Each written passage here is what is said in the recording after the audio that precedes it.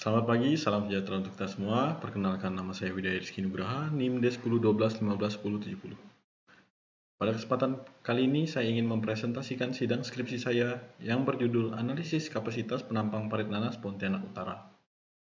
Terima kasih kepada pembimbing utama Bapak Eko Yulianto STMT, pembimbing kedua Ibu Profesor Dr. Heni Herawati STMT IPM, penguji utama Ibu Dr. Nurhayati STMT, penguji kedua Bapak Umar STMT IPM.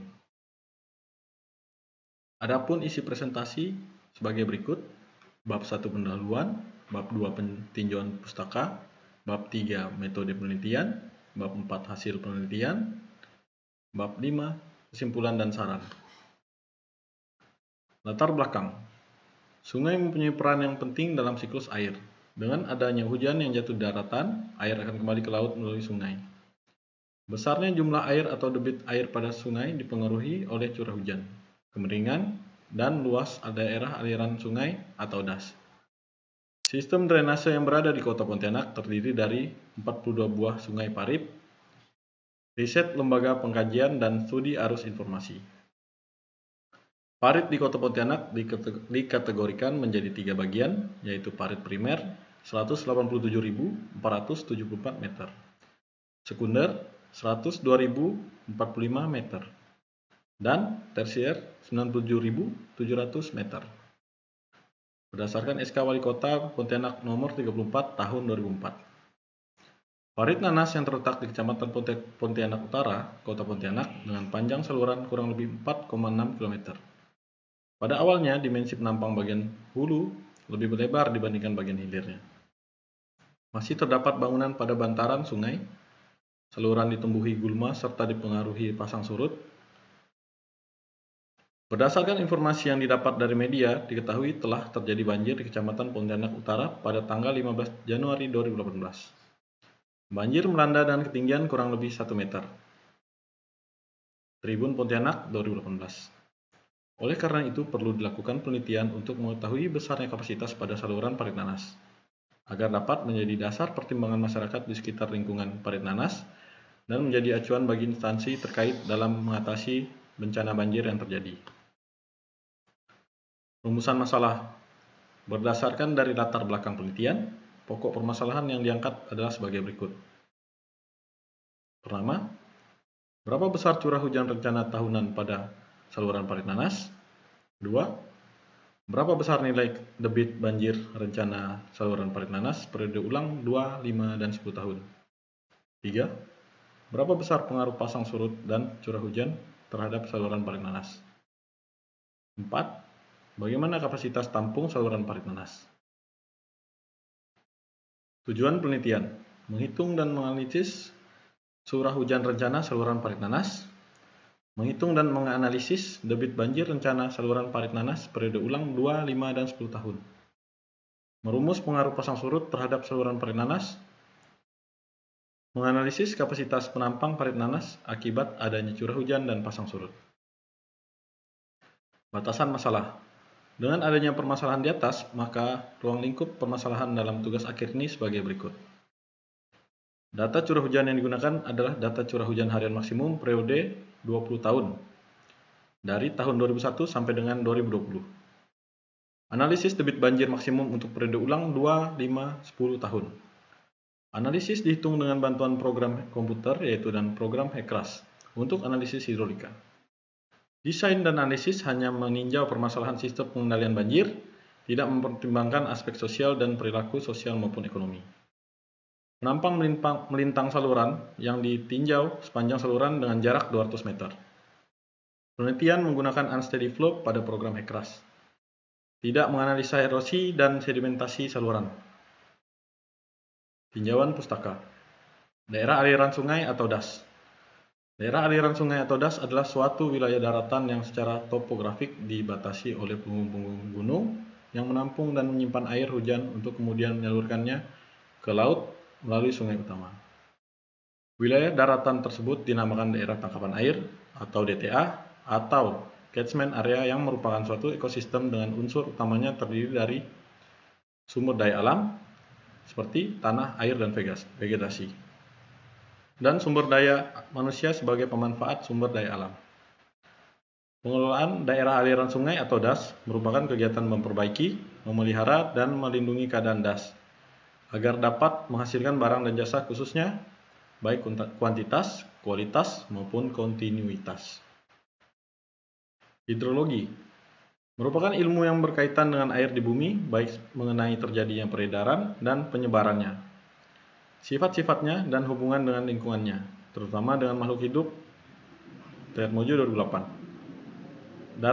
Data hidrologi adalah kumpulan keterangan atau fakta mengenai fenomena hidrologi atau hidrologik fenomena. Data hidrologi merupakan bahan informasi yang sangat penting dalam pelaksanaan inventarisasi potensi sumber-sumber air, pemanfaatan dan pengelolaan sumber-sumber air yang tepat, dan rehabilitasi sumber-sumber alam seperti air, tanah, dan hutan yang telah rusak. Suwarno 2014. Analisis hidrologi merupakan bidang yang sangat rumit dan kompleks. Hal ini disebabkan oleh ketidakpastian dalam hidrologi, keterbatasan teori dan rekaman data, dan keterbatasan ekonomi. Pasang surut. Pasang surut merupakan salah satu gejala alam yang tampak di laut, yakni suatu gerakan vertikal partikel massa air laut dari permukaan sampai bagian terdalam dari dasar laut. Gerakan tersebut dipengaruhi gravitasi bumi dan bulan, bumi dan matahari, atau bumi dan bulan dan matahari. Pasang surut merupakan hasil dari gaya tarik gravitasi dan efek sentrifugal, yakni dorongan ke arah luar pusat rotasi. Hidrograf. Hidrograf adalah kurva yang memberi hubungan antar parameter aliran dan waktu. Parameter dalam hidrograf dapat berupa kedalaman aliran atau elevasi dan debit aliran. Sehingga terdapat dua macam hidrograf, yaitu hidrograf muka air dan hidrograf debit. Hidrolika. Hidrolika adalah suatu ilmu yang mempelajari tentang sifat-sifat dan hukum yang berlaku pada zat cair, baik dalam keadaan diam maupun bergerak atau mengalir. Chow 1992. Hidrolika adalah ilmu terapan dari hidrodinamika, sifatnya empiris. Problem 3 dimensi dalam hidrodinamika sering hanya dipandang sebagai fenomena 2 dimensi. HECRAS. HECRAS merupakan program aplikasi yang mengintegrasikan fitur Graphical User Interface, analisis hidraulik, manajemen dan penyimpanan data, grafik, serta pelaporan. HECRAS ini menggunakan model satu dimensi aliran permanen maupun tak permanen, steady and unsteady one-dimensional flow model. HECRAS memiliki dua komponen model satu dimensi, yakni satu hitungan profil muka air, aliran tak tetap, dan dua simulasi aliran tak tetap. Lokasi penelitian dapat dilihat pada gambar 3.1 catchment area Parit Nanas. Diagram aliran penelitian sebagai berikut. Hasil. Data curah hujan harian maksimum stasiun Pontianak 11 dari tahun 2001 sampai dengan 2020. Tabel hasil uji distribusi.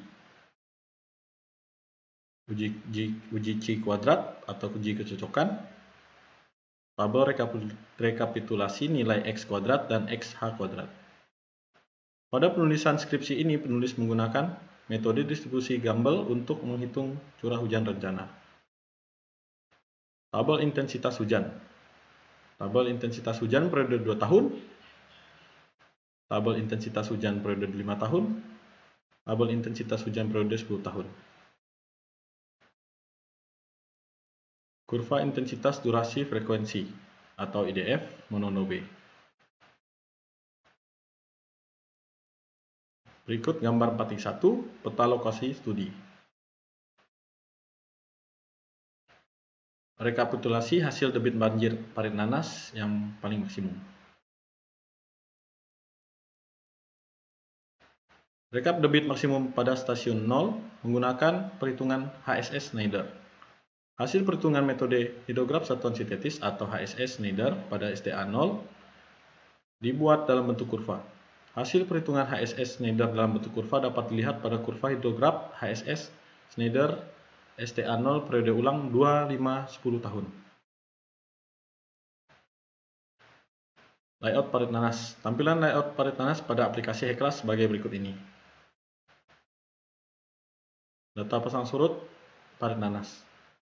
Penelitian pasang surut parit nanas dilakukan selama 15 hari. Rambu ukur diletakkan di daerah hilir saluran untuk mendapatkan data yang akurat, sehingga didapat elevasi air tertinggi sebesar 2,24 meter dan elevasi terendah sebesar 0,68 meter.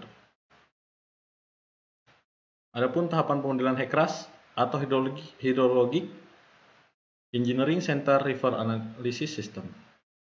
Ya, tampilan awal dapat dilihat seperti gambar ini pada aplikasi HECRAS.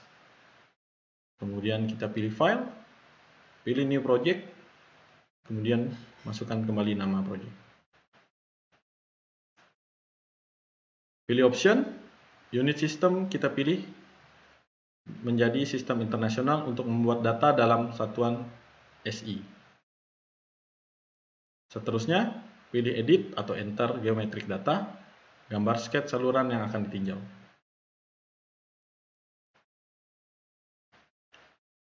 Pilih cross section option, add new cross section, masukkan data untuk masing-masing cross section yang meliputi A. Jarak antar stasiun sungai, B. Angka maning antar bantaran kiri dan kanan dan saluran utama, C. Jarak bantaran kiri kanan dan saluran utama terhadap cross section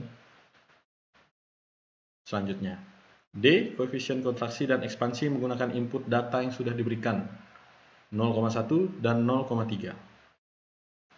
Setelah semua data cross section dimasukkan, pada geometric data akan tampak titik-titik stasiun sungai. Selanjutnya, pilih edit atau enter unsteady flow data, masukkan data debit yang akan dihitung. Setelahnya, kemudian proses running unsteady flow pada HECRAS. Dengan panjang saluran 4,6 km, pembagian stasiun dilakukan per 200 meter sehingga stasiun yang ditinjau adalah sebanyak 23 stasiun. Hasil pemodelan akan dilakukan 4 simulasi dalam kondisi seperti pada berikut ini. A. Simulasi kondisi pasang tertinggi dengan debit curah hujan maksimum 2, 5, dan 10 tahun. B. Simulasi kondisi surut terendah dan debit curah hujan maksimum 2, 5, dan 10 tahun. C. Simulasi kondisi pasang tanpa debit curah hujan maksimum. D. Simulasi kondisi surut tanpa debit curah hujan maksimum. A. Simulasi kondisi pasang tertinggi dan debit curah hujan maksimum 2, 5, dan 10 tahun. Untuk yang pertama, hasil pemodelan aliran parit nanas kondisi pasang tertinggi dengan hujan periode ulang 2 tahun. Genangan yang terjadi pada periode hujan 2 tahun seluas 0,11 km persegi. Seperti pada gambar berikut ini. Kemudian hasil profil muka air sepanjang aliran parit nanas, kondisi pasang tertinggi dan periode ulang 2 tahun. Kemudian hasil pemodelan aliran parit nanas, kondisi pasang tertinggi dan hujan periode ulang 5 tahun.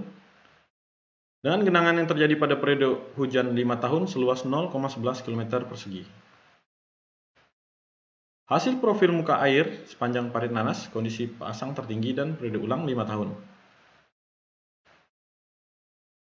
Selanjutnya, hasil pemodelan aliran parit nanas kondisi pasang tertinggi dan hujan periode ulang 10 tahun. Genangan yang terjadi pada periode hujan 10 tahun seluas 0,26 km persegi. Ini adalah hasil profil muka air sepanjang parit nanas kondisi pasang tertinggi dan periode ulang 10 tahun. B. Simulasi kondisi surut terendah dan debit curah hujan maksimum 2, 5, dan 10 tahun. Yang pertama adalah hasil pemodelan aliran parit nanas kondisi surut terendah dan hujan periode ulang 2 tahun. Genangan yang terjadi pada periode hujan 2 tahun seluas 0,11 km persegi. Ini adalah hasil profil muka air sepanjang parit nanas kondisi surut rendah dan periode ulang 2 tahun. Selanjutnya, hasil pemodelan aliran parit nanas kondisi surut rendah dan hujan periode ulang 5 tahun. Genangan yang terjadi pada periode ulang hujan 5 tahun seluas 0,11 km persegi. Hasil profil muka air sepanjang parit nanas kondisi surut rendah dan periode ulang 5 tahunan. Selanjutnya lagi, hasil pemodelan aliran parit nanas kondisi surut rendah dan hujan periode ulang 10 tahun. Genangan yang terjadi pada periode hujan 10 tahun seluas 0,11 km persegi. Ini adalah hasil profil muka air sepanjang parit nanas, kondisi surut rendah dan periode ulang 10 tahun. C. Simulasi kondisi pasang tanpa debit curah hujan maksimum. Hasil pemodelan aliran parit nanas kondisi tanpa curah hujan dan pasang. Hasil pemodelan aliran parit nanas kondisi pasang tanpa debit curah hujan. Tidak adanya genangan disebabkan tidak adanya curah hujan yang masuk ke dalam saluran. C. Kondisi surut tanpa debit curah hujan maksimum. Hasil pemodelan aliran parit nanas kondisi surut tanpa debit curah hujan. Ini adalah gambarnya, hasil pemodelan aliran parit nanas kondisi surut tanpa debit curah hujan. Tidak adanya genangan disebabkan tidak adanya curah hujan yang masuk ke saluran. Normalisasi. Dapat dilihat perencanaan galian dan perencanaan normalisasi stasiun 800. Pada stasiun 800 dilakukan perencanaan galian sedalam 4 meter, jumlah galian sebesar 3.184 meter kubik, dengan jarak 200 meter dari STA 800 ke STA 1000 dengan lebar kiri dan kanan 3,1 meter. Dan kemiringan penampang dibuat seragam sebesar 1:1. Berikut hasil pemodelan setelah saluran dinormalisasi menggunakan software Hekras dengan melakukan 4 situasi kondisi sama seperti simulasi penampang existing, yaitu A. Simulasi normalisasi kondisi pasang tertinggi dengan debit curah hujan maksimum 2, 5, dan 10 tahun. B. Simulasi normalisasi kondisi surut rendah dengan debit curah hujan maksimum 2, 5, dan 10 tahun. C. Simulasi normalisasi kondisi pasang tanpa debit curah hujan maksimum. D. Simulasi normalisasi kondisi surut tanpa debit curah hujan maksimum. A. Simulasi normalisasi kondisi pasang tertinggi dengan debit curah hujan maksimum 2, 5, dan 10 tahun. Untuk periode ulang 2 tahun, hasil normalisasi pemodelan aliran parit nanas kondisi pasang tertinggi dan hujan periode ulang 2 tahun. Genangan yang terjadi pada periode hujan 2 tahun seluas 0 km persegi. Ini adalah hasil normalisasi profil muka air sepanjang parit nanas kondisi pasang tertinggi dan hujan periode ulang 2 tahun. Selanjutnya, hasil normalisasi pemodelan aliran parit nanas kondisi parit pasang tertinggi dan hujan periode ulang 5 tahun. Genangan yang terjadi pada periode ulang hujan 5 tahun seluas 0,02 km persegi. Ini adalah hasil normalisasi profil muka air sepanjang parit nanas kondisi pasang tertinggi dan hujan periode ulang 5 tahun. Seterusnya, hasil normalisasi pemodelan aliran parit nanas kondisi pasang tertinggi dan hujan periode ulang 10 tahun. Genangan yang terjadi pada periode hujan 10 tahun seluas 0,02 km persegi. Ini adalah hasil normalisasi profil muka air sepanjang parit nanas kondisi pasang tertinggi dan periode ulang 10 tahun. B. Simulasi normalisasi kondisi surut rendah dan debit curah hujan maksimum 2, 5, dan 10 tahun. Hasil normalisasi pemodelan aliran parit nanas kondisi surut rendah dan hujan periode ulang 2 tahun. Genangan yang terjadi pada periode hujan 2 tahun seluas 0 km persegi. Hasil normalisasi profil muka air sepanjang parit nanas kondisi surut rendah dan periode ulang 2 tahun. Hasil normalisasi pemodelan aliran parit nanas kondisi surut rendah dan hujan periode ulang 5 tahun. Genangan yang terjadi pada periode hujan 5 tahun seluas 0,02 km persegi. Hasil normalisasi profil muka air sepanjang parit nanas kondisi surut rendah dan periode ulang 5 tahun. Lanjut, hasil normalisasi pemodelan aliran parit nanas kondisi surut rendah dan hujan periode ulang 10 tahun. Genangan yang terjadi pada periode hujan 10 tahun seluas 0,02 km persegi. Ini adalah hasil normalisasi profil muka air sepanjang parit nanas kondisi surut rendah dan periode ulang 10 tahun.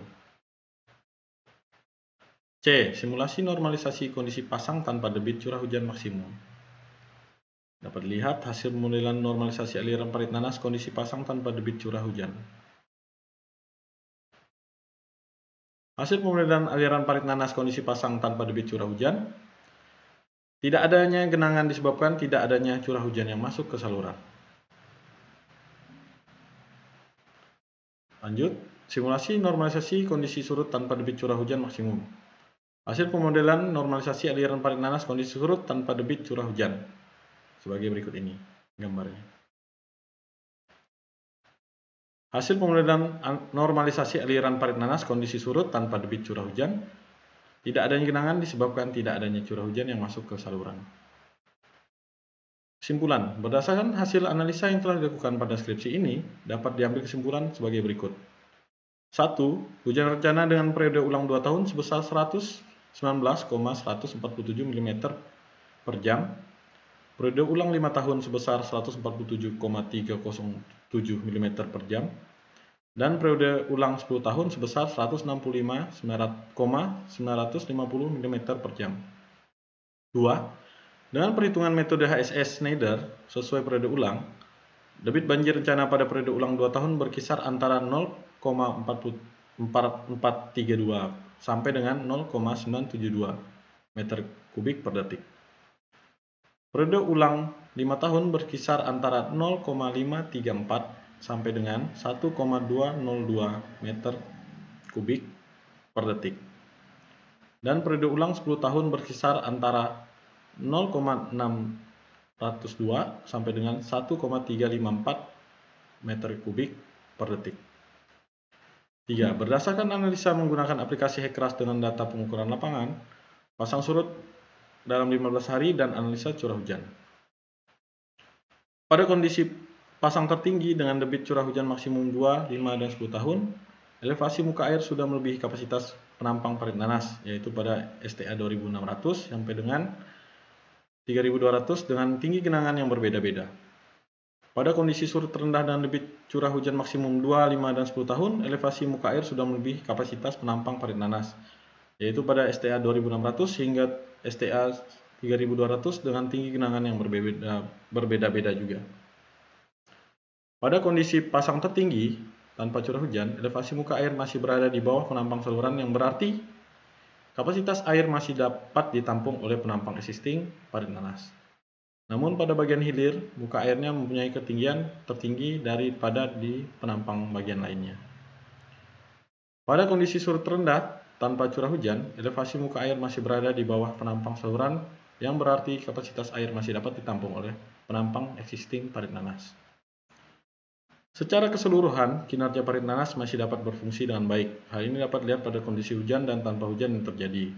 Parit nanas tidak mengalami genangan, namun pada saat terjadi kondisi pasang atau surut bersamaan dengan curah hujan, terjadi genangan di beberapa bagian saluran parit nanas yang cukup mengganggu aktivitas masyarakat. 4. Berdasarkan analisis menggunakan aplikasi HECRAS, setelah dilakukan normalisasi pada saluran parit nanas, yaitu penambahan lebar dan kedalaman saluran di beberapa STA yang terbilang terlalu sempit, untuk pasang tertinggi dan penambahan hujan periode ulang 2, 5, dan 10 tahun yang sebelumnya mengalami genangan. Setelah dilakukan normalisasi, genangan mengalami penyusutan dan dapat disimpulkan bahwa normalisasi yang dilakukan dapat digunakan untuk saluran parit nanas ke depannya. Saran: berdasarkan hasil analisis data dan pembahasan yang telah diperoleh, maka penulis dapat mengemukakan beberapa saran dan beberapa alternatif teknis sebagai berikut. 1. Dalam permodelan aliran menggunakan HECRAS, pengguna minimal sudah bisa mengoperasikan program GIS atau Google Earth sebagai dasar dalam membuat model aliran pada program HECRAS. 2. Perlu dilakukan perawatan rutin pada saluran parit nanas seperti pembersihan rumput dan pengerukan dasar saluran dari endapan sedimen karena mempengaruhi kapasitas tampungan. 3. Perlu dilakukan pemasangan dinding penahan tanah secara menyeluruh di parit nanas. 4. Perlu menjaga kebersihan parit dari sampah. Berikut adalah lampiran dokumentasi di parit nanas. Gambar yang pertama adalah kondisi saat pasang di bagian muara parit nanas Pontianak Utara. Gambar yang kedua adalah kondisi saat surut di bagian muara Parit Nanas, Pontianak Utara. Gambar yang selanjutnya adalah kondisi saat pasang pada STA 200 Parit Nanas, Pontianak Utara. Dan gambar di bawahnya adalah kondisi saat surut pada STA 200 Parit Nanas, Pontianak Utara.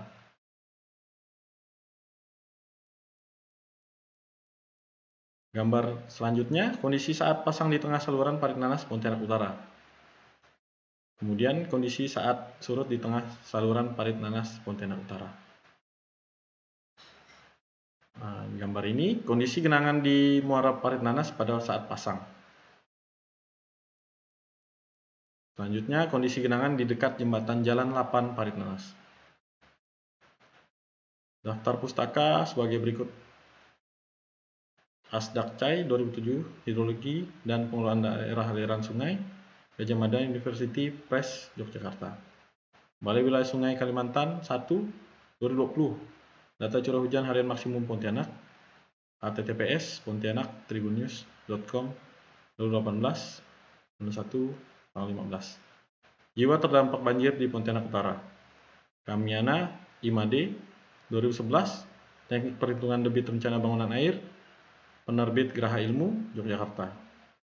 Mamoya Franael 2019, Analisis Kapasitas Penampang Sungai Rong Tondano terhadap berbagai kala ulang banjir.